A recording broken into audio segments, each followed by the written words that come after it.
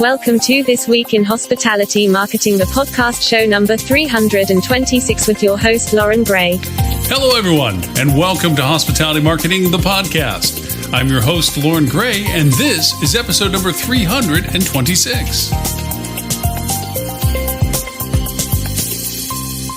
So each week we spend around 20 to 30 minutes sharing the most interesting tools, news, and techniques being used in marketing for the hospitality industry. We also do a quick recap of our weekly live video show, This Week in Hospitality Marketing, which also airs every Friday at 11:30 a.m. Eastern U.S. time. So with that, let's get started. And now, today's new resource tool.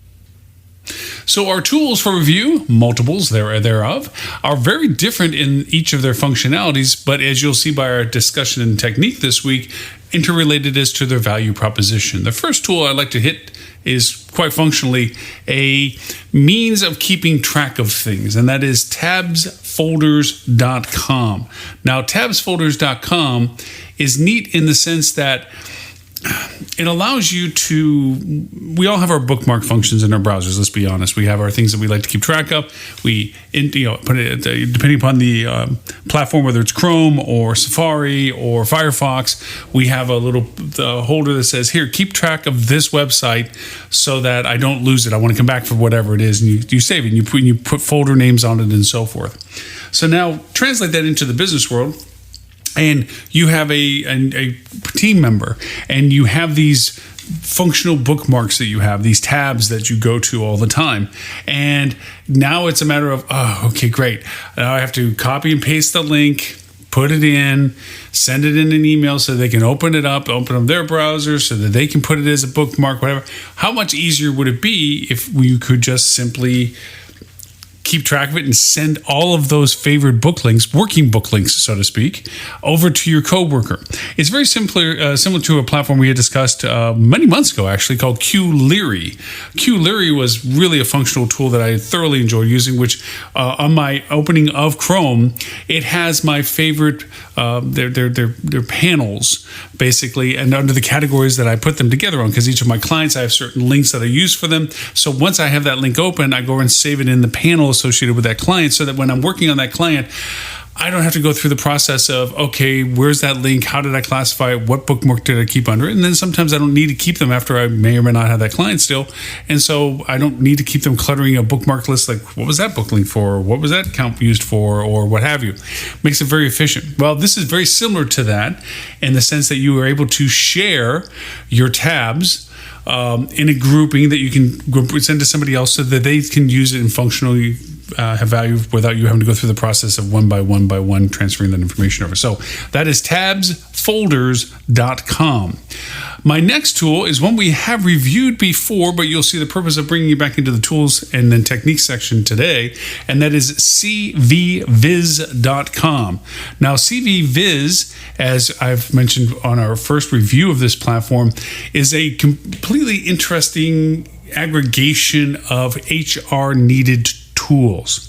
It does a variety of things that HR is needing to have done that is beyond just the submission of a resume or posting of a job, as it is the collection, aggregation, filtering, and coordination of your HR process with your applicants to those that need to be interviewed, the staging of the interview, the categorization of these resumes, the ranking of these resumes, the follow-up of these resumes, and also the more functional aspects, the distribution of your job position postings on the literally hundreds of platforms available for people to discover open positions.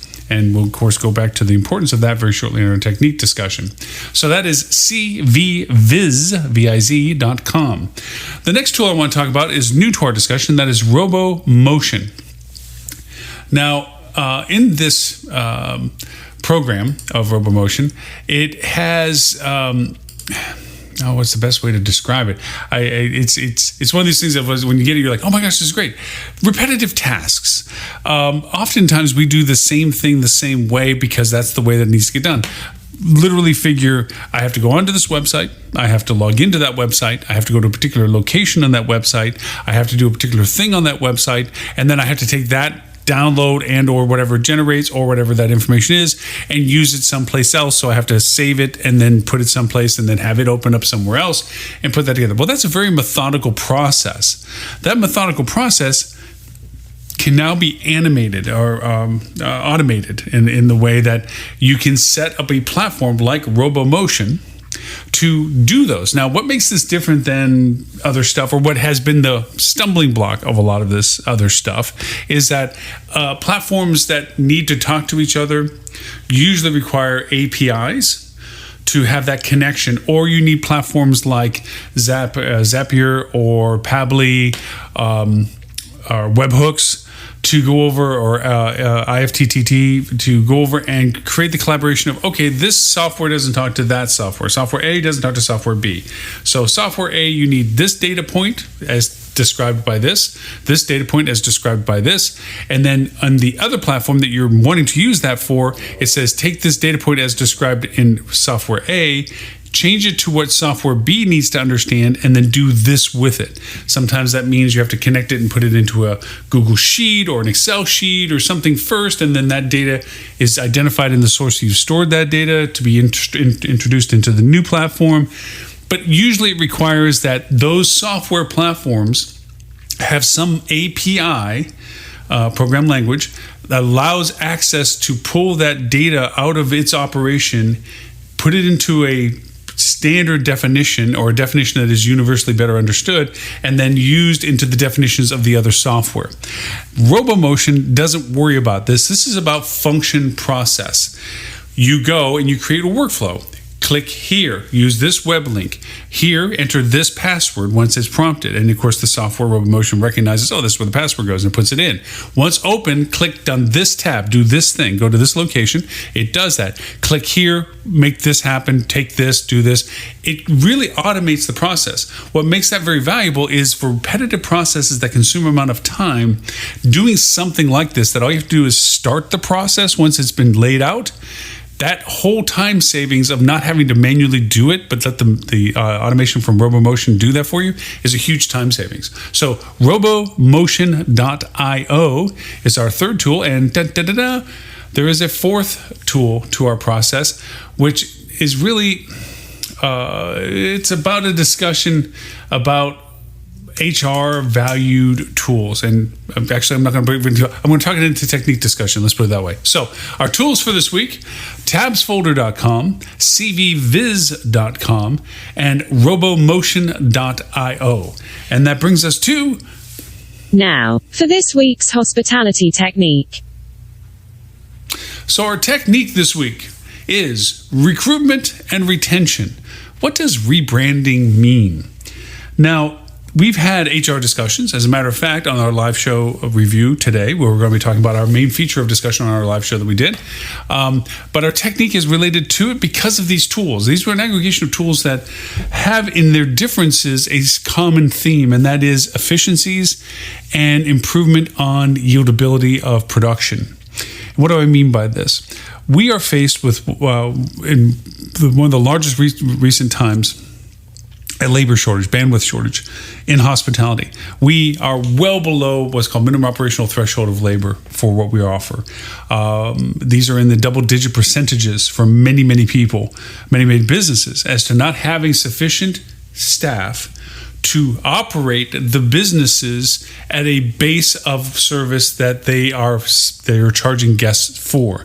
Case example, enough housekeepers to clean rooms. We have crises with hotels all the time that have demand in excess of inventory availability simply because they don't have enough housekeeping staff to turn and rotate the cleaning of the hotel rooms, even at the diminished service levels that we're now offering in comparison to what they were before.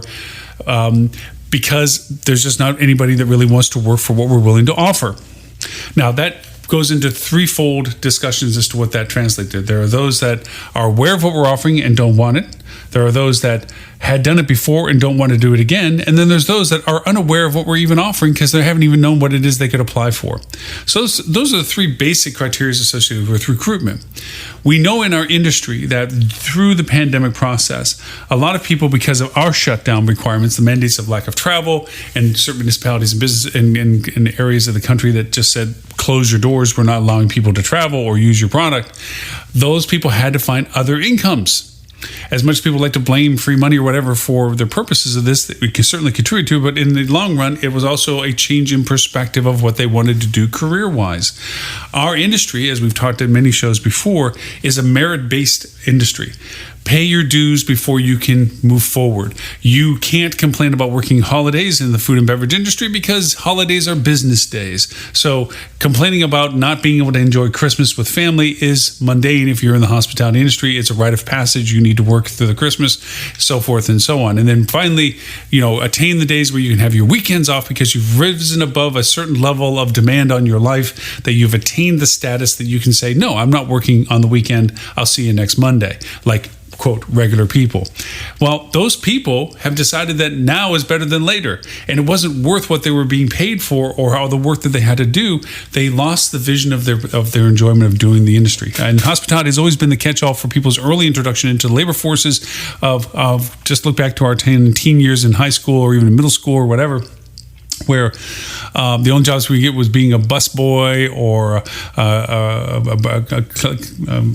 grease cook or not front desk, but retail, cash register in the front, frontline person at a fast food place, so forth. Sorry, the words were eluding me at that moment. But that was the introduction to getting jobs. And then that experience level, because you had it, what made it easier to find another job in the same vein. So eventually you were in hospitality and either you loved doing it or did it because that was where most of your experiences were. Like, okay, I'm going to work my way through college. So I'm going to bartend, or I'm going to be a waiter, or I'm going to be a cook, or I'm going to be a dishwasher, or whatever. It was a way to keep income because you had the experience to qualify for you for the roles. Well, that perspective has changed a lot. A lot of people don't want to do that. They found other income positions that say, no, we will give you benefits. We're not going to hold them from you. And we will give you benefits that don't require 90 days waiting. And we will give you rewards for merit and growth that hospitality just flat out doesn't do.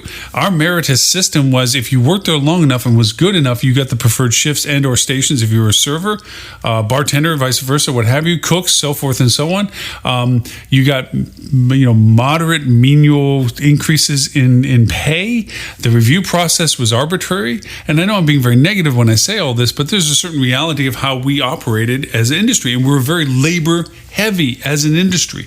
We didn't invest in technology and or efficiencies in our operations because we simply answered it to a manpower scenario. How many people did it take, not how many robots did it take? And we looked at it from the perspective of how can we give good service if we're automating our systems, where our service is related to customer experience, guest one-on-one, FaceTime, in person. Well, with the pandemic and the impact on the labor force, which was already short to what we needed before going into the pandemic cycle, has now been massively exacerbated. And we've had this conversation many times, so I don't want to keep beating this drum.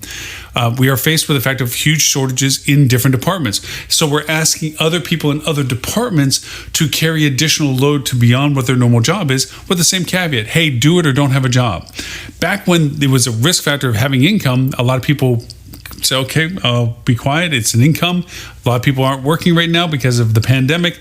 I'll knuckle up and do what I have to do. Well, now it's, so to speak, a buyer's market, meaning I can pick and choose my job careers. And other people may have decided I'm going to take the monies that I were being given in support from the government or whatever have you and get education that will help me change and transition into other careers that are more stable in their growth opportunity and not as whimsical as whether or not I got a good shift this day or a good station this day as a server, or screw that I don't have benefits or anything like this, just as long as I have some sort of income, those days are passé.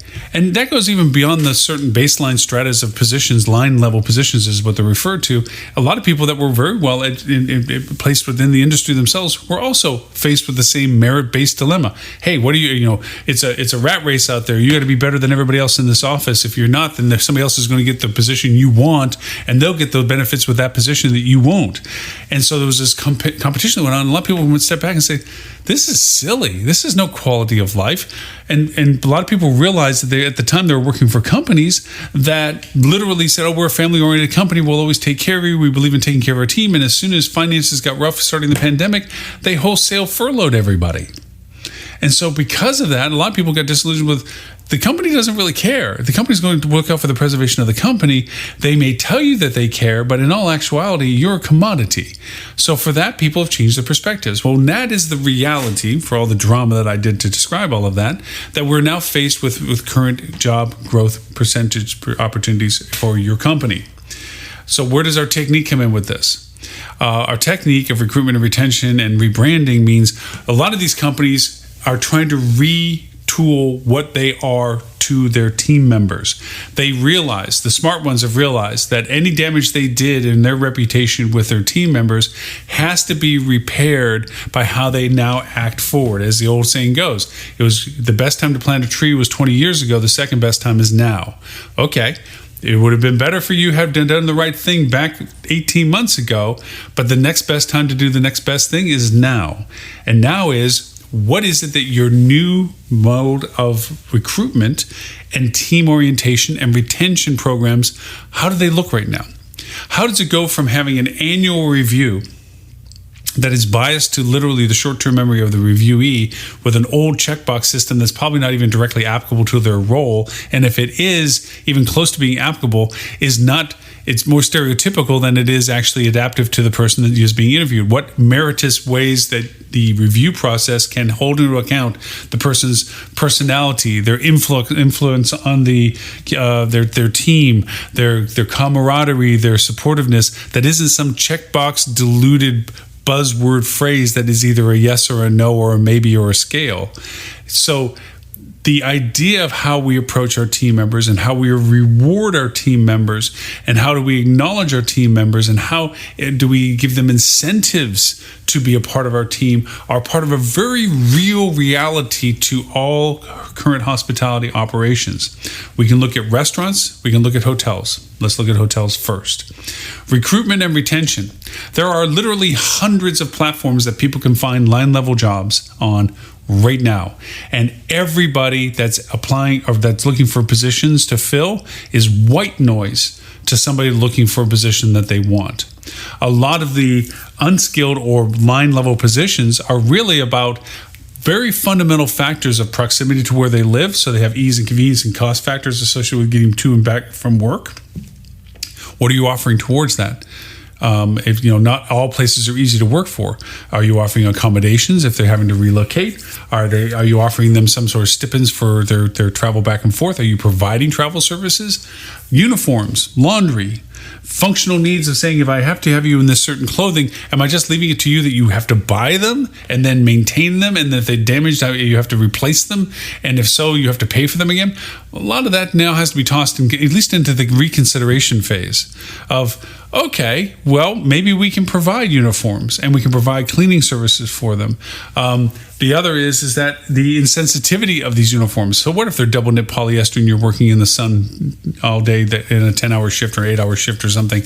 And who cares? Because that's the role and that's the color that somebody wanted on that uniform and all they worried about with the double blessed polyester stuff was that it had the durability, regardless of who wore it, that it would last longer so they didn't have to pay more money to get a second one. That's a rethink now for a company. Maybe we need to get comfortable, somewhat expendable uniforms that we offer and support and give to our staff members so that it reduces the burden upon them both financially and otherwise, and makes it comfortable that we're attentive to their needs rather than just us deciding what we feel is best for ours. That even goes into our job descriptions. So many job placement descriptions for being presented to all these platforms that are looking to offer jobs are very much about, this is what I need, this is what I want, this is what I expect, this is what you have to do. It's me. This is everything we want. What are you sharing about what it is that you are offering?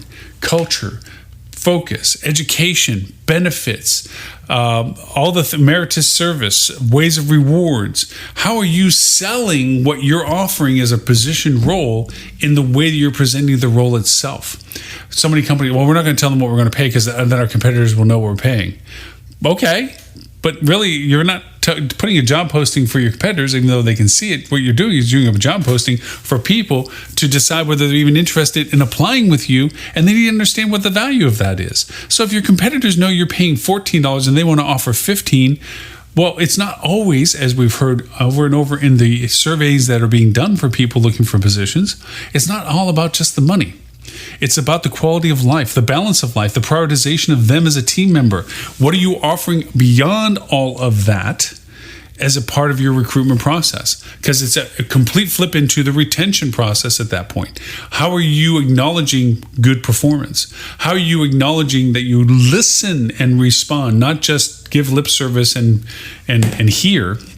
Okay, but that you listen to what's being said to you and that you take that into your influencing decisions for how your team operates. That retention value to that. So these platforms, these tab folders, CViz, Robomotion, these are all modes to help with things. So how does Robomotion, automation, and tab folders fit in? That kind of stuff. Because when you burden your team members with repetitive process tasks, that now through just simple technology like these tools can speed that up, that if a person has to go through a certain process over and over and over and over again, it is a mind-numbing degradation of their value proposition for their position. Yes, there's a certain Zen-like being in the flow, repetitive task process, and then there's just mind-numbing repetition. If you can expedite the function of some processes by automation or by collaboration, that allows you to let that efficiency now mean that they have other time for other tasks, it helps you and helps them. First, it helps you by allowing them to have more time to help diversify what they're helping with and their job and their capabilities. It helps them in being creative in not just having to be burdened with repetitive, mind-numbing tasks, but they can keep the diversification. They know that you're investing in their capabilities of doing a better and better job. They feel valued in that collaboration, and they're more willing to do more things because they know you're always going to try to find a more efficient and effective way of letting them do what you're asking them to do. So these tools all help. So our technique this week, recruitment and retention, and what does rebranding mean, is really going to bleed over into our live show coverage of today, which is how to fix hospitality HR, which is next. Now, this week's hospitality news that you should know. So how to fix hospitality HR. I kind of bled that into our technique discussion, and I apologize because it's a carryover. We just finished the live show, very much in my mind. Now I'm looking at this and saying, wow, this is exactly what I was thinking about in relationship to why these tools are effective and so forth. We should think about ways that HR is a key component to the discussions on every level. We've talked about the convergence many times prior to COVID of the revenue management and marketing divisions as a necessary component. Well, COVID has basically taken that conversation and blew it out the window. That's a mainstay. If you're not aggregating your revenue management and marketing and, dare I say, sales efforts into a single collaborative entity, you are not making money. You are failing, and your competitors are taking money from you. That's a baseline. We need to expand that dialogue, obviously, into operations because they are the fulfillment of what it is that those three other entities create. We need to bring in accounting to make sure that they validate what the other entities are providing. But most importantly, HR has to be also brought into the dialogue for the clarity of the team members that are used in the facilitation for everybody's needs. They are truly at the wellspring at the head of the river. They're the place that if they have the wrong person, find the wrong person, or do not find the qualified person best suited, everything about what they do, how effective they are, and the true end result of that success are negated. Plain and simple. HR is at the top of the wellhead when it comes to each and every program that goes on, but they are not seeing themselves as such. Fundamentally, as we discussed in the live show, HR is a function of the company that pays the payroll. They are there to mitigate the processes that are in place, do not negatively expose the company into a position of compromise that would put them in jeopardy for anything. They're there to also enforce the rules and laws and guidelines associated with proper conduct of a company with its employees and the conduct that they're supposed to hold to law. It doesn't really necessarily say that HR is there to be the vanguard, the advocate of the team member. It is fine if they can be helpful with the team members, but if you put the owner that makes the paycheck on the left side of the room and the team member on the right that has an issue with that same said owner, the HR person is not an unbiased moderator. The HR person is on the payroll of the person to the left. And they're the ones that are going to make sure that whatever adjudicates from that conversation, it is to the benefit or security of the company that they are working for. Unbiased arbitration is not HR. So to be clear, HR is to benefit the company. That said, the biggest benefit to the company right now is benefiting the team members. How can you create a rebranding environment of your culture via HR? That means that you're bringing in the best talented people, the most qualified for the roles as designated by the departments that need them, to the training that's required of them, the moderation of their success, the communication of their engagement, and the rewards of their efforts. That HR person needs to know how to distribute the positions that are available on the platforms that are most likely to draw the people that are best qualified for that. They need to know how to go over and then quantify those submissions, qualify who needs to have input into the successful decision as to who should be put into those roles that are being sought after, and then follow as an advocate on both sides of the dialogue to the success of the team member, that everything that the team member needs from their perspective is warranted for the benefit of the company that needs the service production out of the team member to succeed. Their role has to be something that has never truly been well balanced this whole time. It has been moderately one-sided, thus to say it that way. So when you are looking at rebranding and looking at these tools like CViz, and so forth, you're looking at where do I distribute the job title? But before you begin that, let's discuss the job role. Is it truly identified in a way that sells it to a person that you think would be an optimum team candidate? Is it invoking their interest because of what you're saying you're asking them for? And don't get contrite by saying, well, how much can you put lipstick on a houseman's job role? There's not lipstick to be put on. It's the reality of what they're joining. It's not the job position of whether they can carry 50 pounds for 30 minutes or be on their feet for 6 to 8 hours or push carts or go up down 2 flights of stairs or whatever the mechanical OSHA requirement is to have for recourse, that you don't get sued because you hired somebody that can't go upstairs and now you have to let them go kind of thing. I'm talking about, are they joining a team that is welcoming? Are they willing to learn new skills? Are they wanting to get into, because they can be a houseman right now, which is one of the lower qualified levels to get into a hotel, but are they eager for other things? Like maybe they always wanted to work behind a front desk or be more front of the house than back of the house. Or maybe they want to get into food and beverage, but there's just no jobs available, but they hope by working at the hotel, should a job open up, they would know first about it and make that opportunity to see if they have the chance to go over and qualify, or at least be willing to train by their job performance that, wow, Lauren does such a great job as a houseman, and he wants to be a server in the restaurant, even though he has no experience, but he's a good guy and we trust him. He's already on our system. And yes, let's qualify what we're looking for the role, but we'd love to put him as a candidate. And that kind of process, HR has to have platforms and tools to use. Some of the things that we're asking people to do, that's like, I know you're a sales assistant, but I can't have you sitting behind a desk waiting for sales assistant items to show up. So to qualify the value proposition to our company, we don't have other roles that we have other roles that people haven't filled yet, but we need help with them. And since you're familiar with our company exists already from your current role, we're going to ask you to do other things. Don't do it where it's not a compensation. Do it in a way that's rewarding for them, that you listen to their feedback going, well, now that I've been exposed to being a front office assistant, I can tell you that kind of information would be really helpful to sales to know about this compared to that, because we don't know that. And so we were doing this when we didn't know that. Those kind of things, listening to that feedback, HR should be involved with. There should be a reward system that says this person really stepped up. We had a tight turn in our banquets.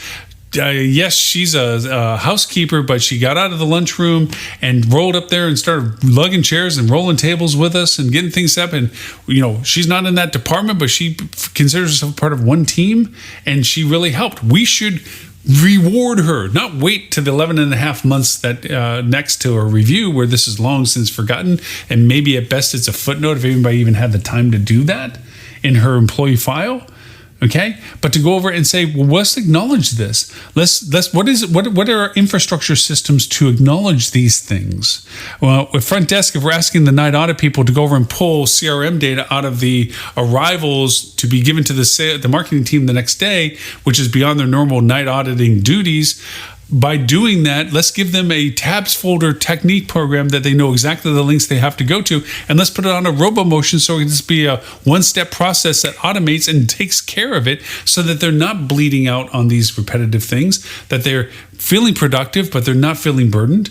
They don't feel stressed if they get behind a certain timetable because there's efficiencies built into the platforms so that they actually have flexible time for certain things. So that maybe when we do ask them, can you walk outside the lobby and walk the grounds a little bit, keep an eye on stuff as an additional extra hand on the property at off hours, that it's not what am I going to do that between all this other stuff if you can improve their automation processes. So these are the ways you fix hospitality HR. These are the ways you fix your rebranding. These are the ways you improve your recruitment and your retentions. There's other terms that you can learn on all these processes, like RPA use cases, which these are programmatic terms of how do you actually set up your repetitive processes and so forth. And again, we'll talk more about them. Obviously, if you look at these tools, you'll see more about them. Thank you for letting me go in a little bit of a soapbox of all of this, but I find it such a critical component to our HR life these days, our hospitality life these days, that we truly relook and rethink our HR processes. So remember, you can find us on Google Play, Apple iTunes, iHeartRadio, SoundCloud, Stitcher, Spotify, Pandora, Tuned In Podcast. The list literally goes on, 39 platforms and counting. You can even ask Amazon's Alexa, Google's Assistant, and Siri. Just ask to play the Hospitality Marketing Podcast. And no matter what one you may use, if you like the show, please rate us and leave a comment that helps others discover our content. And if this is the first time you found our content, you're more than welcome to subscribe to it on the platform you found us on or any of the other 38 others that we're floating on. Remember, too, that all archives of this show are available on our old archive at hospitalitydigitalmarketing.com/podcasts or on our new ever-present 24/7 playing channel of hospitalitychannel.tv. Also, don't forget our live video talk show that you can join and participate in every Friday at 11:30 a.m. Eastern U.S. time called This Week in Hospitality Marketing, the live show. Again, old shows, old archive, hospitalitydigitalmarketing.com/live. New archive, constant 24/7 playing, hospitalitychannel.tv. You could also catch us live each week on TV, on your Roku TV, Google TV, Apple TV, and Amazon Prime TV. And for that, just look for Hospitality Channel. My name is Lauren Gray. Thank you for the privilege of your time, and I look forward to talking to you next week.